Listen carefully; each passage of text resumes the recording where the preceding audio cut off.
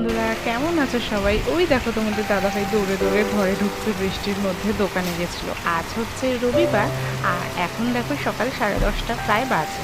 তো দেখো আকাশ ভোরে একদম মেঘ আর সঙ্গে বৃষ্টিও হচ্ছে। রবিবার দিন এরকম মেঘলা ওয়েদার আর সঙ্গে বৃষ্টি মানে অতটা ভালো লাগছে না। বৃষ্টিটা আমার ভালো লাগে, কিন্তু রবিবার দিন একটু সবাই দেখো ছুটি থাকে, এদিক ওদিক যাওয়ার থাকে, তো সেখানে বৃষ্টিটা হলে একটু সমস্যা।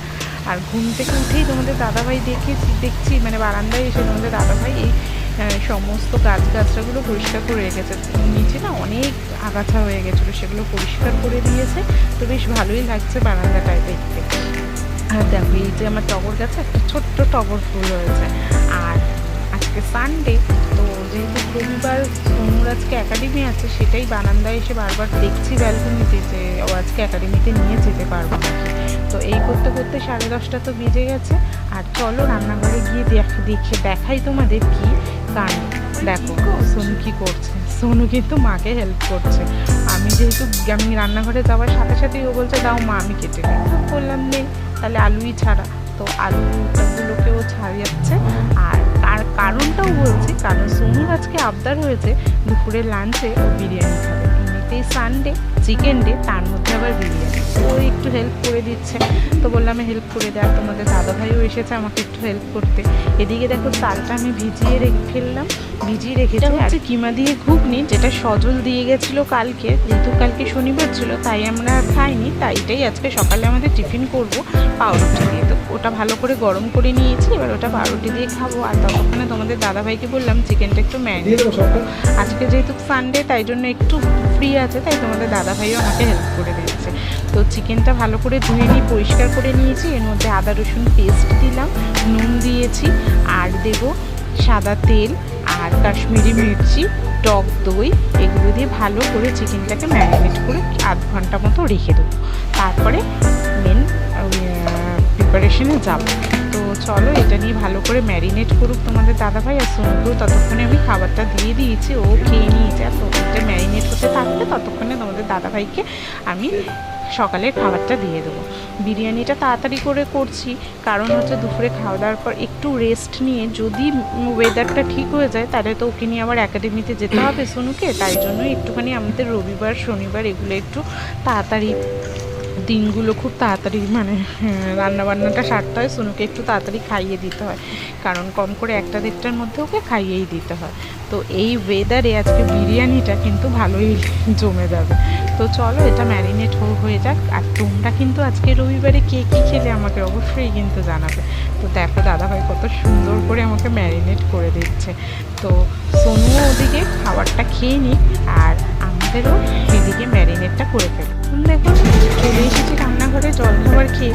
এই যে দেখো দুধের মধ্যে কেশরটাকে ভিজিয়ে রেখেছি, ওখানে বেরেস্তা রেডি করে ফেলেছি, আর এদিকে ভাতের জলটাও বসিয়ে দিয়েছি। আর চিকেনটা এখানে ভালো করে কষিয়ে নিয়েছি।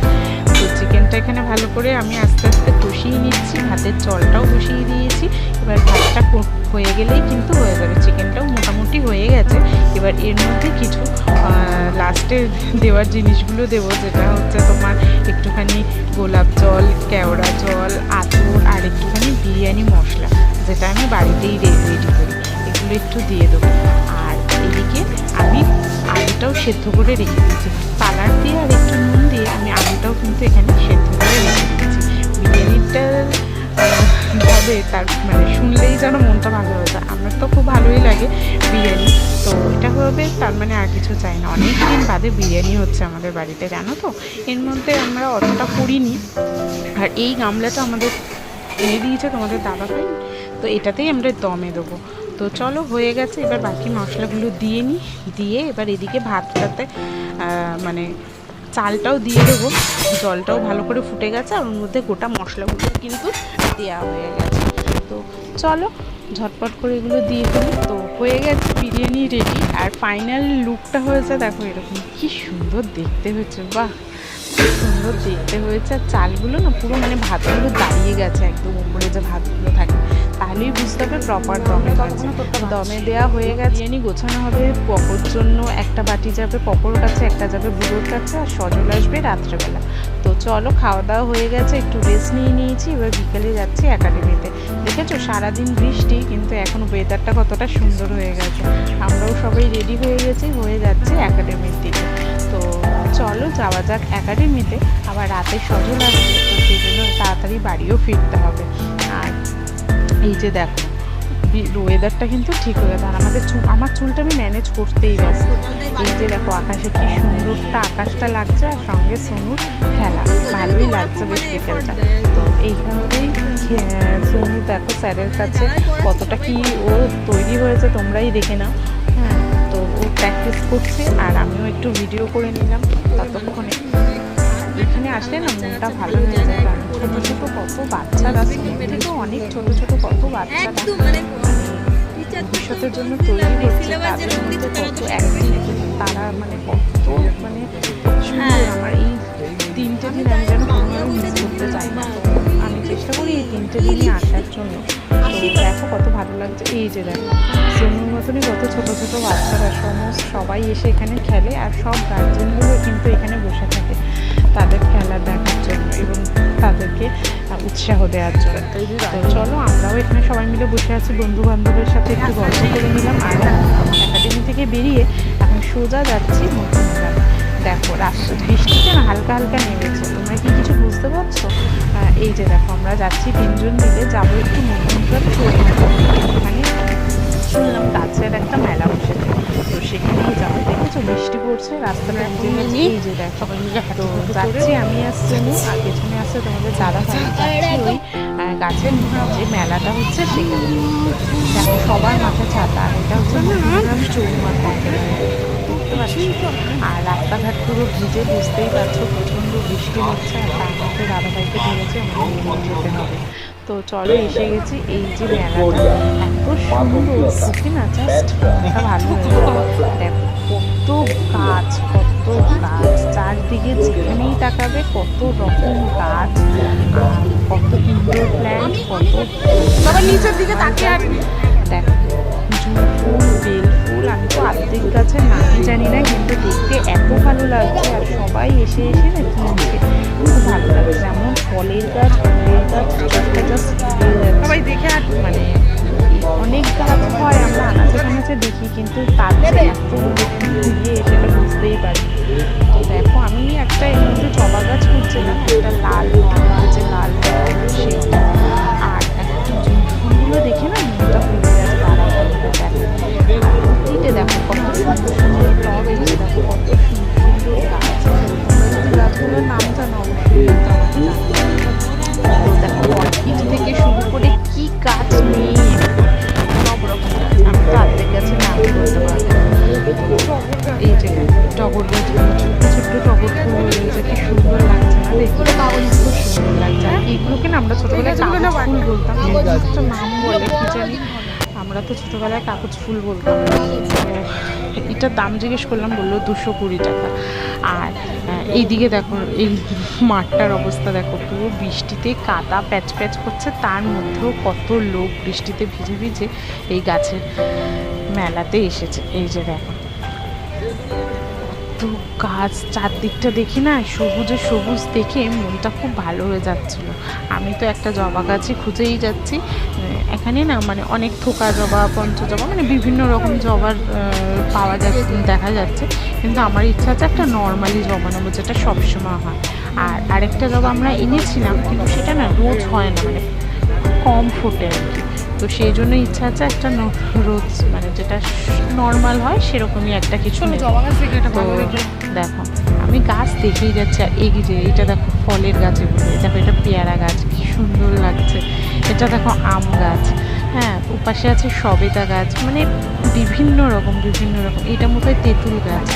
তো এই যে দেখো যেমন গাছ তেমনি কিন্তু দামগুলোও কিন্তু খুব একটা নেহাতি কম। আর দেখো জুঁই ফুলগুলো কি সুন্দর লাগছে, তার মধ্যে বৃষ্টির জল পড়েছে, আর তার মধ্যে জুঁই ফুলের গন্ধ, মনটা ভরে গেল। আর ওখান থেকে চোখ ফেরাতেই পারছি না, একটা জুঁই ফুল না নিয়ে বাড়ি ফিরবো না। তো দাদাকে বলে একটা জুঁই ফুল গাছ ঠিক নিয়েই নিলাম। একটা জুঁই ফুল গাছ নিয়েছি আর একটা জবা গাছ নিয়ে বাড়ির দিকে যাবো। আমি জুঁই ফুল না নিয়ে যাবোই না দাদাকে বলছি, এত সুন্দর গন্ধ আর বৃষ্টির জল পড়ে আমরা না ইচ্ছা ছিল একটু ইনডোর প্ল্যান্টস নেবো, কিন্তু মানে এদিকে রাতও হয়ে যাচ্ছে বলে। আর এই যে দেখো এই জবা গাছটা নিয়েছি, একটা লাল জবা পেলাম তো নিয়েছি, দেখা যাক কেমন হয়। বললো একটু সার দিয়ে বসাতে টবের মধ্যে, তো সার দিয়েই বসাবো। এই যে দেখো চারদিকটা খুব সুন্দর লাগছে দেখতে, এই যে দেখো খুব সুন্দর। আমি তো না দেখতে পাচ্ছি।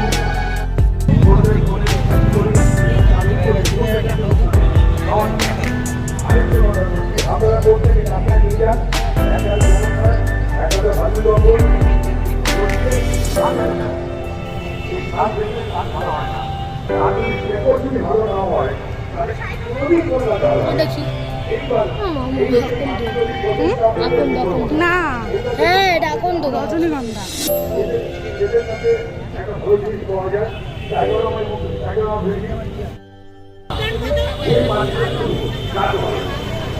এমন জায়গায় মাটি আমাদের সংগ্রহ করতে হবে যেখানে ঘাস চাষ তৈরি হয়, সেটা না করে আমরা হবে না। এটা জানার জন্য মাটিতে ঘাস জমা হয় না, সেখানে ঘাস জমা হয় না, মাটিতে কিন্তু আমরা জায়গা চাষ করতে গেলে মাটিটাকে এমনভাবে নির্বাচন করতে হবে সেটা আমার উপর যুক্ত তবে কষ্ট করে করতে হবে। এবার যদি তাহলে আমি বললাম যে করতে আমি মাটি তৈরি করতে আগে তো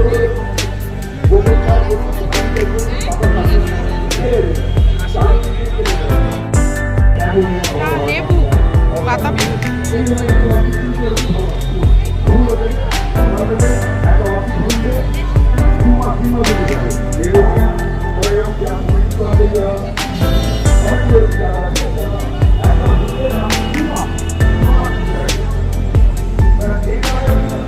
মেলা ঘোরা হয়ে গেছে, এখন এখানে একটু খাওয়া দাওয়া করে সোজা বাড়ির দিকে যাবো। আজ তবে ভিডিওটা এখানেই শেষ করছি, দেখা হবে তোমাদের সাথে একটা নেক্সট ব্লগ। ফুচকার দোকানটা থেকে অবশ্যই কিন্তু তোমরা মধ্যগ্রামে আসলে ফুচকা খাবে, আমি মধ্যগ্রামে আসলে এখানে খাবো না, ওটা হতেই পারে। তো চলো আমি ফুচকা খেতে খেতে আজকে ব্লগটা এখানেই এন্ড করছি, দেখা হবে তোমাদের সাথে একটা নেক্সট ব্লগে। যদি আমার ভিডিওটা ভালো লেগে থাকে একটা লাইক করে দেবো। বা